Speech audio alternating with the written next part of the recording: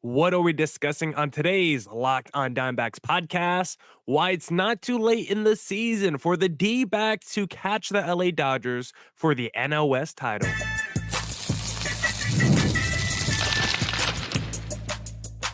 You are Locked on Diamondbacks, your daily Arizona Diamondbacks podcast, part of the Locked on Podcast Network, your team every day. Welcome into the Locked on Diamondbacks podcast, part of the Locked on Podcast Network, your team every day. This episode is brought to you by FanDuel. Make every moment more as playoffs wind down. The sports stop sporting like we want them to, but the summer, FanDuel is hooking up all customers with a boost or a bonus daily. That's right. There's something for everyone every day, all summer long. Visit FanDuel.com/lockedon to get started.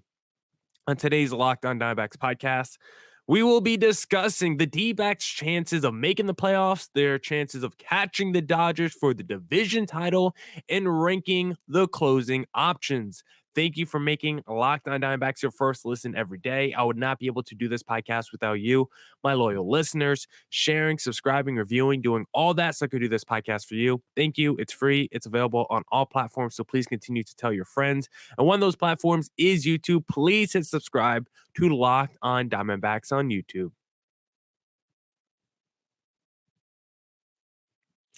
All right. Let's get into the D-backs podcast now and discuss. I want to discuss their actual chances to make the playoffs because I did a podcast right after All-Star break, predictions for the second half of the season. And one of my predictions, very simple. I believe the D-backs are going to make it to the playoffs. Now, is that a slam dunk? Is that a guarantee? No, the way that the National League is playing right now, when you look at the other wildcard teams, the D-backs are not the only team playing well. We've seen the Padres, the Mets, even teams like the Pirates are playing good baseball. The St. Louis Cardinals, and of course, all of those teams are trying to add at the deadline as well. And so this is going to be a tough race to end the season. This is going to be a very tight and contested NL wildcard race. And for the D-backs, I still love their chances to make the playoffs. Despite how tough the field is, I still like the D-backs' chances. Now, when evaluating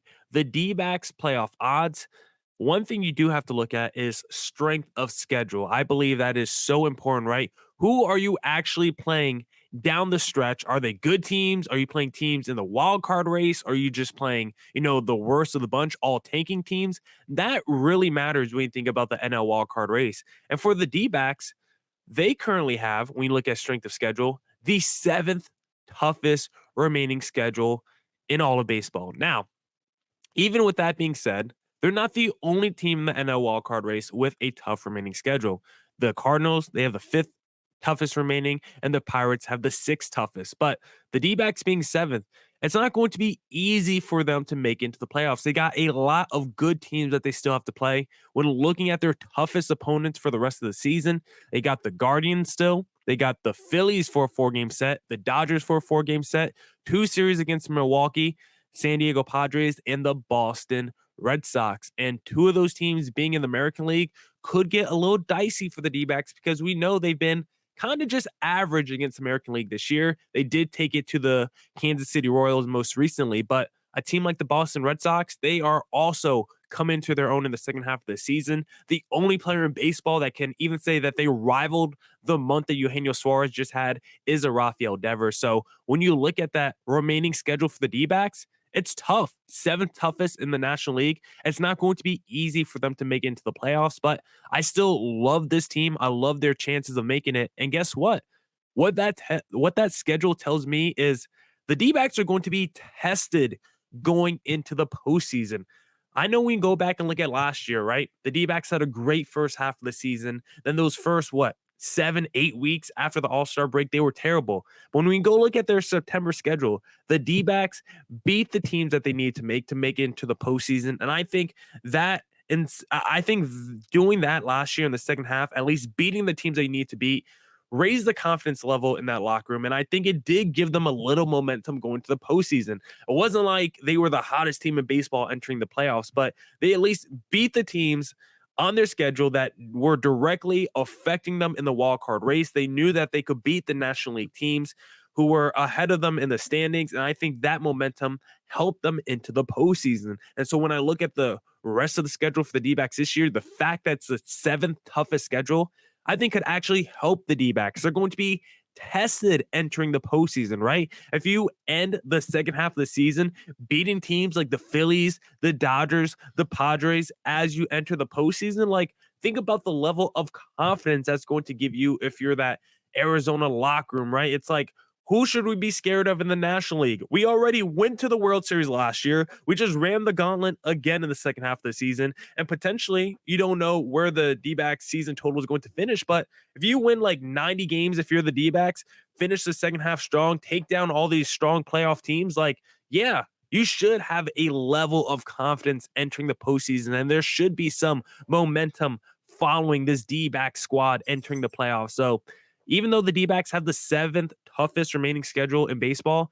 I don't look at it as a negative. I actually look at it as a positive, a chance for the D-backs to test and challenge themselves as they enter the playoffs. And of course, the D-backs will be trying to get healthy at that time as well. The Kellys and Erods, maybe it's bad for them to go against some of the best teams in baseball as they are trying to work their way back, but at least you would also get to see those opposing teams. And if you're a Kelly and Erod and you're not even 100% healthy yet and you have good performances against the Phillies and the Dodgers and Padres, like, yeah, that should also raise your level of confidence. If I'm Merrill Kelly and I'm like, man, I'm only 80% of where I want to be and I'm still dominating the Dodgers and the Padres and Phillies, like that would make me feel good as a D-backs fan. That would make me feel good if I'm Merrill Kelly. Same with Erod. So for the D-backs, I actually love how they have a tough remaining schedule. And I actually think it would help. I actually think it's going to help this D-backs team once they get to the postseason because I believe they will make it to the playoffs. And I'm not the only one.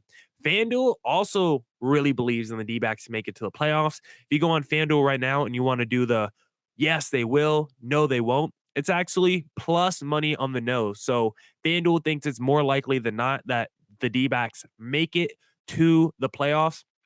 Right when we did this conversation at the All-Star break, when I did my prediction, it was plus money. Yes. At the time, just at the All-Star break 2.5 weeks ago, you could have put money down on the D-backs and made more money for them to make the playoffs. You could have put $10 down and got like $12 back if you said yes to the D-backs making the playoffs just 2.5 weeks ago. Now, if you put $10 down, you're winning like $8 back, which is crazy. So hope you guys took my suggestion 2.5 weeks ago when I said bet on the D-backs to make the playoffs. And it's not even just FanDuel with the odds. If you go on FanGraphs, you know, the site with all the analytics where all the nerds go. Sometimes, you know, people like to slander the website, but I like to use FanGraphs all the time. 58% chance they say the D-backs make it to the postseason. Now, that's still pretty close to a coin flip, but maybe it's because they're taking in the strength of schedule into account. But I will take my 58% chance on the D-backs, and I will bet yes on FanDuel and still take whatever money I can get because with the way this D-backs team is playing right now, I have so much confidence in this team down the stretch to make it to the playoffs. Now, you do look at some of those other remaining teams in the NL wildcard race. I said the Cardinals were fifth. I said the Pittsburgh Pirates were sixth, but a team like the New York Mets, 23rd in strength of schedule. Don't like to see that. The San Diego Padres, dead last in strength of schedule for the rest of the season. And so for the D-backs, they still need to continue to play well. They can't take their foot off the gas. They can't, you know, all of a sudden get complacent. Everything that they've done since June 29th, they have to keep it up because for the other teams, they may not even have to play their best baseball and they still might win games because they're going to go against a lot of tanking teams down the stretch. When you look at the Padres, I mean, they don't have a lot of tough games down the stretch. Their toughest games are against like the Seattle Mariners, who are good, but maybe not a postseason team this year. A team like, I don't know, the Houston Astros, who have been very up and down this season. Will they make it to the playoffs? Will they not? Like, I really like the D-backs. I really like their chances to make it to the playoffs, but you can't get complacent. Some of those teams in the Padres and Mets have very easy strengths of schedules. But am I worried about the D-backs falling off the current path that they're on? Probably not. I wouldn't worry about the D-backs getting complacent or doing what they're not supposed to do. the way that they're playing right now, the vibes around the team, the offense is looking good, the bullpen's figuring out their identity, the rotation is going to start getting healthier soon. I think this D-backs team is just going to continue to peak as we enter the final stretch run of the season. I think the strength of schedule will actually help the D-backs challenge this team, and then watch out once we get to the postseason. If this team is riding high on momentum after finishing off a tough second half against some of the best teams in the National League, I would watch out if you're an opposing contender to the Arizona Diamondbacks.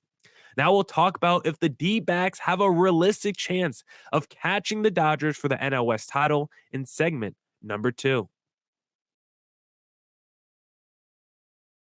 But if you're feeling dehydrated, then I suggest Liquid IV, because when you're taking in America's pastime, don't forget to hydrate with Liquid IV's Popsicle Firecracker flavor, a surefire summer hit.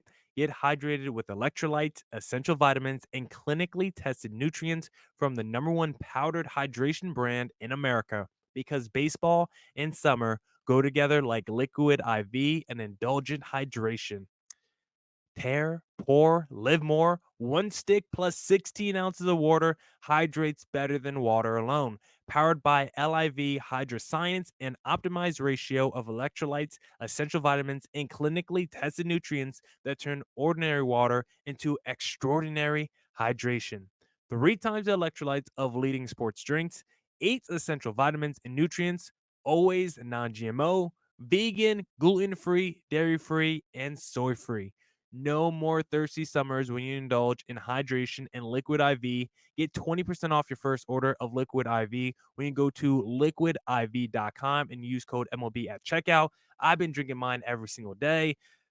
Listen, guys, I'm going to be back in Arizona soon. It's going to be hot. It's going to be 115. So best believe I'm going to be having sticks of Liquid IV in my pocket as I walk around the city, and especially maybe not in the stadium at Chase Field because it is in a roof. But walking back to my car, I'm throwing a stick in my water before I get back because it gets sweaty. So please use the promo code. That's 20% off your first order when you shop Better Hydration today using promo code MLB at liquidiv.com. All right. Let's get back into the Locked On Diamondbacks podcast and discuss, is it possible for the D-backs to catch the Dodgers for the NL West title? Might seem like a crazy question, but when you check the standings, the D-backs only 5 games back of the Dodgers right now, and one team is playing good and one team isn't. That's why I believe, yes, it is possible, but it won't be easy. You got about 52 games, 53 games left. 5.5 games back, or not 5.5 games, 5 games back with 53 left to play. Not easy. You're going to have to play really good baseball, as the D-backs have been doing down the stretch. And of course, as we just mentioned, the D-backs strength of schedule is not easy in the second half of the season. 7th toughest remaining schedule. Like, yes, the D-backs are going to need to play a lot of good teams down the stretch, and they're going to have to beat a lot of good teams if they're going to want that NL West title. And one of the teams on their schedule is the LA Dodgers, so that should help the D-back chances of taking the NL West crown.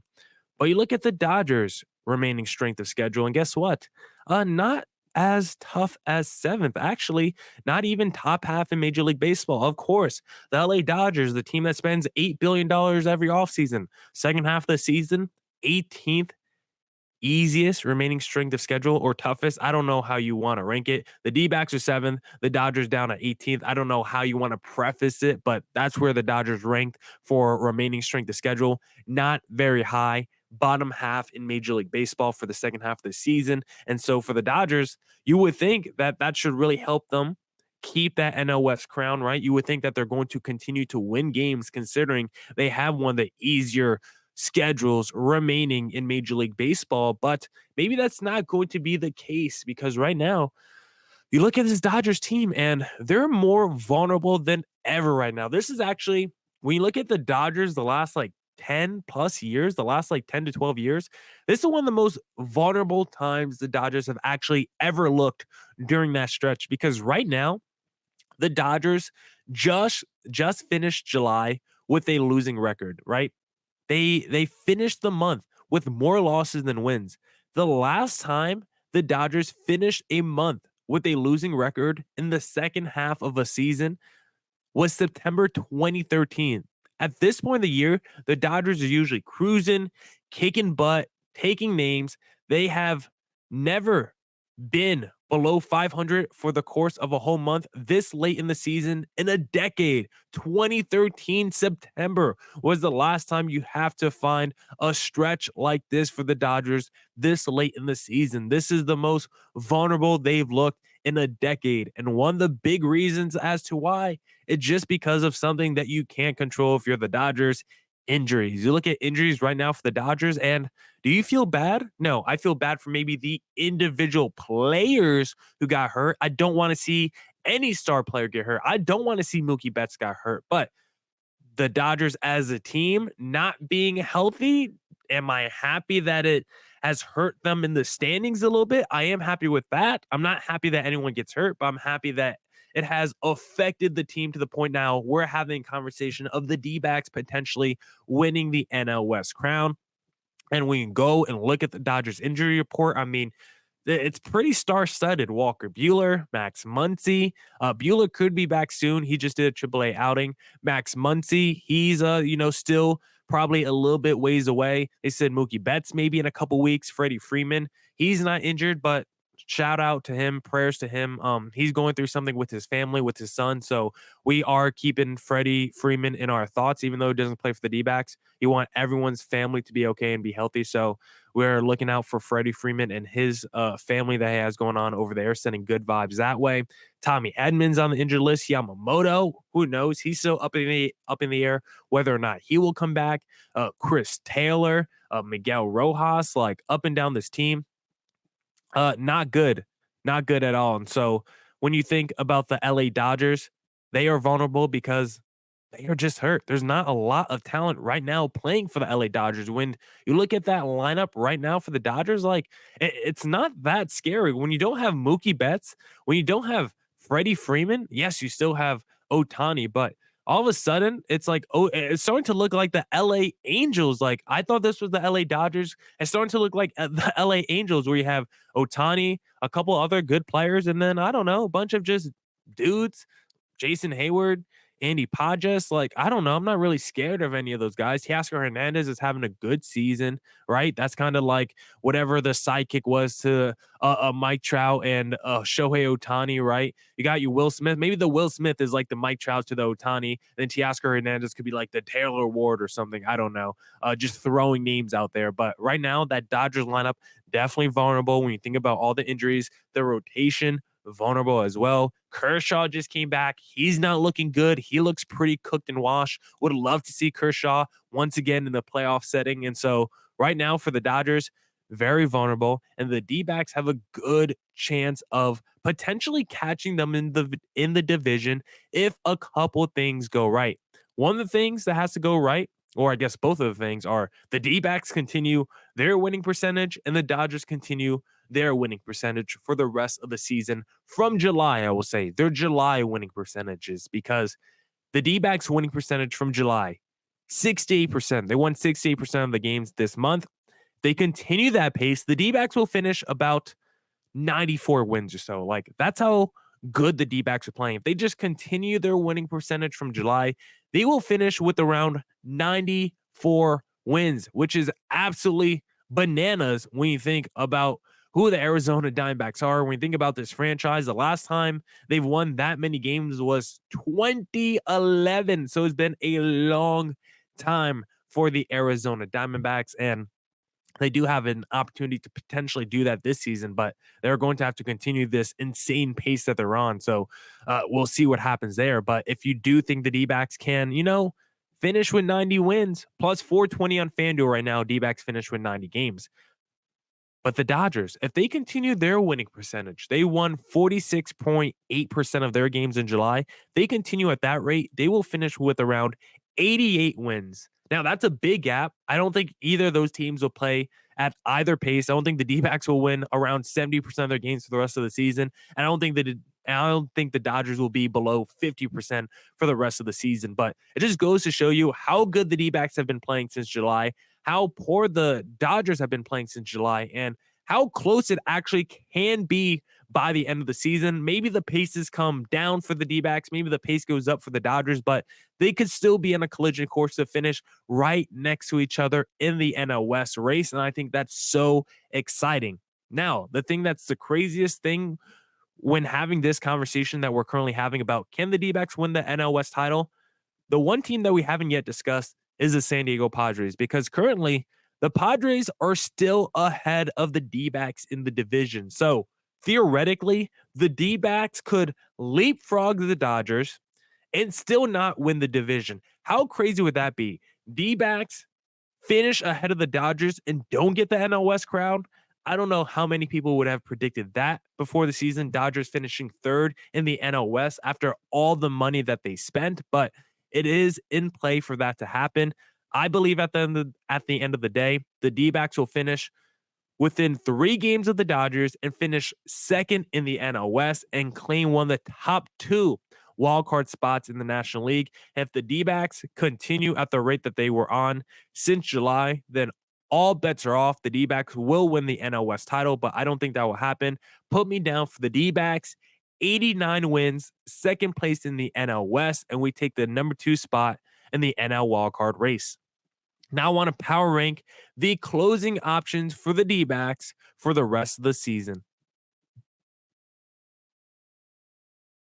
But hey, if you're looking for any supplies, then I suggest Supply House, because get supplies from the site that's made for the skilled trades, supplyhouse.com. Supplyhouse.com is the reliable way to order plumbing, HVAC, and electrical products online. Their easy to use website is packed with helpful resources and the latest product info to help you get the job done right. Shop a complete inventory of over 200,000 parts from over 400 top brands and get your order delivered right to your door with fast shipping from coast to coast. Need help with an order? Get expert support and industry-leading service from the friendliest folks in the business, and talk to a real person every time. Pros in the skilled trades can make a competitive edge by joining supplyhouses.com's free Trademaster program. Every Trademaster gets access to a dedicated phone line, free shipping, and discounts on every order. Join the thousands of trade pros already benefiting from their free membership at supplyhouse.com/TM and order plumbing, HVAC, and electrical supplies from anywhere with just a few clicks at supplyhouse.com. I love sports. I love them so much. I never want them to stop. But as the playoffs wind down, we get fewer games, and the sports aren't sporting like I want them to. But FanDuel lets me keep the sports going whenever I want. All I have to do is open the app and dream up bets anytime I'm in the mood. And this summer, FanDuel is hooking up all customers with a boost or bonus daily. That's right, there's something for everyone every day, all summer long. My favorite thing to do on FanDuel is the same game parlay. Give me the D-backs money line. Thoughts on the mound. Give me the over on innings. And give me Marte over on total bases. There's something for everyone. So head to fanduel.com and start making the most out of your summer. FanDuel, official sports betting partner of Major League Baseball.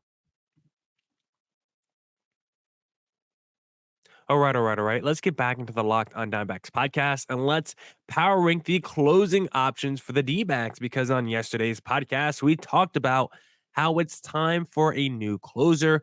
Paul Sewald needs a new role. He doesn't need to be DFA'd, but he needs to get that Kevin Ginkel treatment, because if you remember at the beginning of the season, when Sewald was out, Ginkel was the closer, and it did not go so well. We were actually very concerned with the Kevin Ginkel and his long-term outlook for the rest of the season. So what did Torey Lovullo do? He rebuilt the confidence of Ginkel by putting him in some lower leverage situations, bring him in the 5th, the 6th, and all of a sudden, how about the 7th and the 8th? And now you look at Ginkel, he's back to being absolutely elite, back to being shut down, and I have the utmost faith when he comes in the game.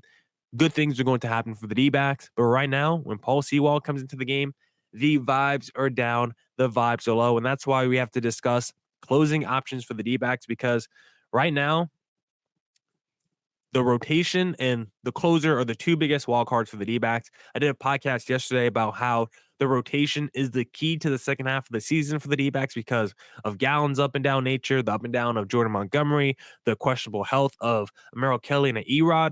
The rotation is still the biggest wild card, but right after that, Who's going to be the D-backs closer? Is it Paul Sewald or should it be someone else? That's the second biggest question the D-backs have to answer. So let's power rank the closing options and give you who I believe should be the closer. And we're going to start with number one and work our way to the bottom.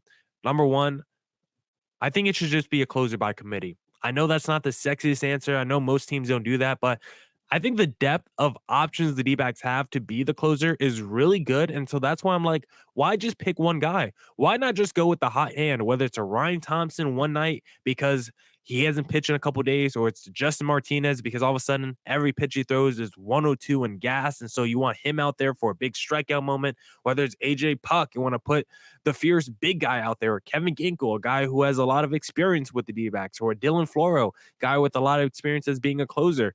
Why not ride the hot hand? I actually think it would be the smartest decision. I think it would be the most Torey Lovello decision, right? He's a guy that loves platoon situations and matchups. And so go with the guy that you think matches up the best in the ninth inning for that game. It could be a Thompson, it could be a Martinez, it could be a Puck, whoever it is. Maybe you're going against the lineup where they have a lot of lefties. Maybe they got to go. Maybe you're entering the ninth inning of a closing situation and two of the next three batters are lefties. Then maybe you throw out AJ Puck in that situation to be your closer.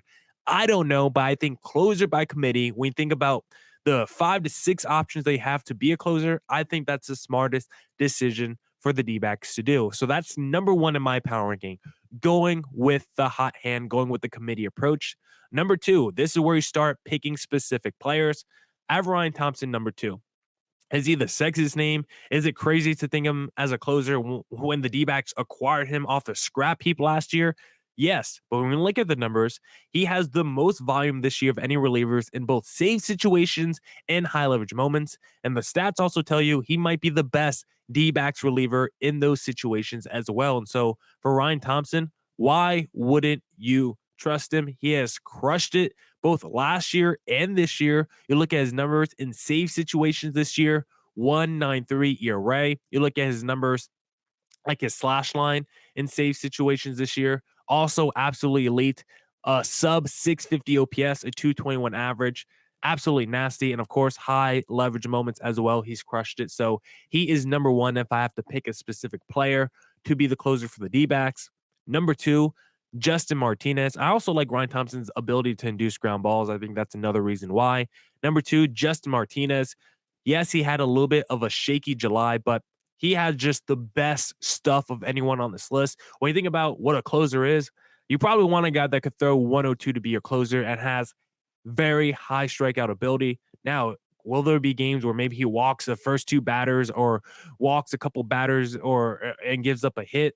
Maybe he puts some traffic on the bases. Like that is definitely possible for Justin Martinez. We know he does struggle with command at times and does like to walk a batter or two. But when you look at his numbers, he is basically second to Ryan Thompson in terms of both volume and the stats in both save situations and high leverage moments. Plus, he has the nastiest arsenal of anyone in the bullpen.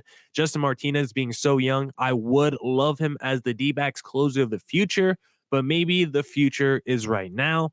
Number three, for me, or I guess technically this is number four in my power ranking, AJ Puck. He has been elite as a reliever this season, like a sub 2 ERA guy as a reliever. And as a closer, imagine a guy 6'7", large, and throws mid to upper 90s coming out the pen. Now, being a lefty does make it a little bit tougher of an idea because I don't think lefties typically should be your closer, but especially in a situation where maybe you're facing a lineup that's a little bit more lefty dependent, I would love AJ Puck. And he is a guy that has closing experience, has done a little bit with the Marlins a couple years ago. He's got like 20 plus saves under his belt in his career. So he's done it before. He's not unfamiliar with that role. So I think AJ Puck would be very interesting. And just again, another guy, strong numbers in save situations this year, but a little bit more average when you look at the high leverage moments. That's why he's third among specific players. Number 5 on my list, Kevin Ginkel. The reason I have him below AJ Puck and some of these other names, when I look at Ginkel, I see a guy that's built to be a setup man more than a closer. And I think the numbers bear that out.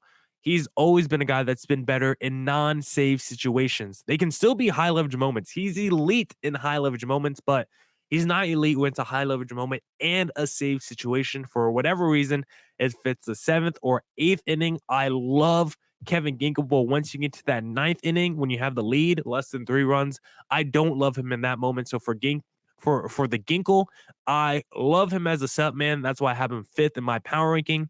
Then number 6, Dylan Floro, who were just acquired from the Washington Nationals. Maybe it's crazy that I have him last because he's the guy with the most career saves on this list, and he is having a good season. He has like a 205 ERA this year, but he did it all with the Nats, and the numbers tell you he has not been good this year in high leverage moments. The numbers are bad for Dylan Floro in high leverage moments this season.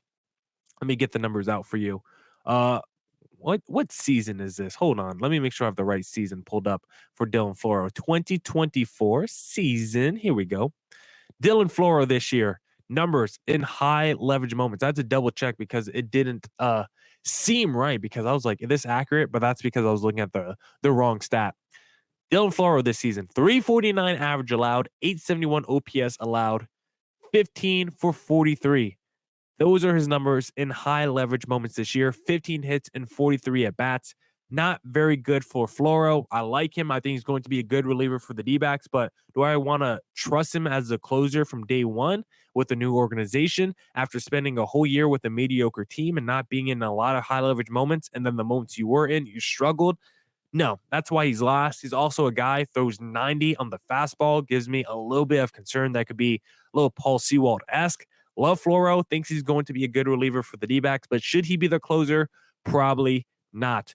Again, my favorite option for the D-backs is to go with the hot hand, demote Paul Sewald, give him the Kevin Ginkel treatment, and then just go with the reliever that's playing the best in that moment or who's the best matchup for the team that you're playing that day.